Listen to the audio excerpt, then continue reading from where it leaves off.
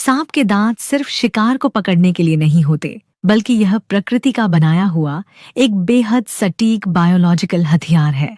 जब कोई सांप किसी को काटता है तो वह सिर्फ दांत नहीं गड़ाता, बल्कि उन दांतों के जरिए शरीर में जहर भी पहुंचाता है।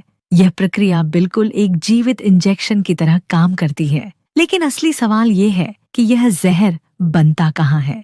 दरअसल सांप के सिर में, उसकी आंखों के ठीक पीछे विशेष ग्रंथियां होती हैं, जिन्हें वेनम ग्लैंड्स कहा जाता है। ये ग्रंथियां कुछ हद तक हमारे शरीर की लार बनाने वाली ग्रंथियों जैसी होती हैं, लेकिन इनमें लार की जगह खतरनाक विष बनता है। इन वेनम ग्लैंड से जुड़े होते हैं सांप के खास नुकीले दांत, जिन्हें फेंक्स कहा जाता है। इन दांतों के अंदर बहुत बारीक नलिकाएं होती हैं, इसलिए ये अंदर से खोखले होते हैं। इसी वजह से ये बिल्कुल एक बायोलॉजिकल सिरिंज की तरह काम करते हैं। जैसे ही सांप हमला करता है, उसके जबड़े की मांसपेशियां वेनम ग्लैंड्स पर दबाव डालती हैं। उस दबाव से जहर फेंक्स के अंदर से होकर सीधे शिकार के शरीर में पहुंच जाता है। ये सब कुछ ही सेकंड में हो जाता है। इसके बाद असली असर शरीर के अंदर शुरू होता है। कुछ सांपों का जहर नर्वस सिस्टम पर हमला करता है, जिससे शरीर की मांसपेशियां धीरे धीरे काम करना बंद कर देती हैं। वहीं कुछ सांपों का विष